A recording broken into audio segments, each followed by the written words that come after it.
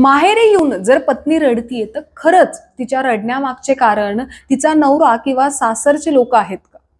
मुंबई उच्च न्यायालयाने एक मोठा आणि महत्वाचा निर्णय दिलेला आहे, ज्या निर्णयामध्ये त्यांनी असं सांगितलेलं आहे की जोपर्यंत पती किंवा त्या लग्न झालेल्या महिलेच्या सासरच्या लोकांपर्यंत एक सॉलिड प्रूफ नसेल तिचा छळ करण्याचा किंवा तिला मानसिक त्रास देण्याचा, तोपर्यंत आपण त्यांच्यावर कोणत्याही प्रकारची लीगल कारवाई नाही करू शकत.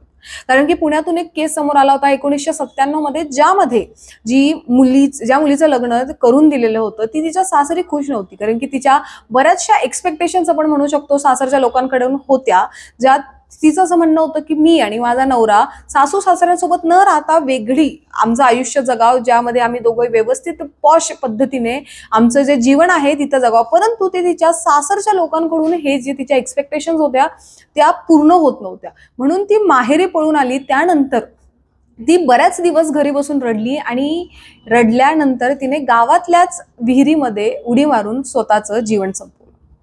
आणि त्यानंतर तिचे माहेरच्या लोकांनी पहिले पोलीस कंप्लेंट केली आणि त्यानंतर कोर्टापर्यंत हा विषय गेला, ज्यामध्ये ते म्हणत होते की आमच्या मुलीचा मानसिक त्रास जो आहे तो फक्त तिच्या नवऱ्या आणि तिच्या सासरच्या लोकांमुळे होत होता.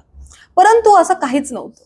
आणि असेच बरेचसे विषय समोर आल्यानंतर आता मुंबई हायकोर्टाने हा जो निर्णय दिलेला आहे की जोपर्यंत कोणताही सॉलिड प्रूफ आपल्याला मिळत नाहीये मुलाबद्दल किंवा तिच्या पतीबद्दल किंवा तिच्या सासर जणांबद्दल की तिला मारलंय, तिचा छळ केलाय किंवा तिला मानसिक त्रास दिलाय, तोपर्यंत आपण कोणतीही अशा म्हणजे केसेसमध्ये कारवाई सासरच्या लोकांवर किंवा तिच्या पतीवर नाही करू शकत. आता हा जो निर्णय आहे हा ऐकल्यानंतर बरेचसे पुरुष जे आहेत ते खूप आनंदात आहेत. परंतु आता या सगळ्या गोष्टीवर तुम्हाला काय वाटतंय आम्हाला कमेंटच्या माध्यमातून नक्कीच सांगा आणि पाहत राहा न्यूज डॉट्स.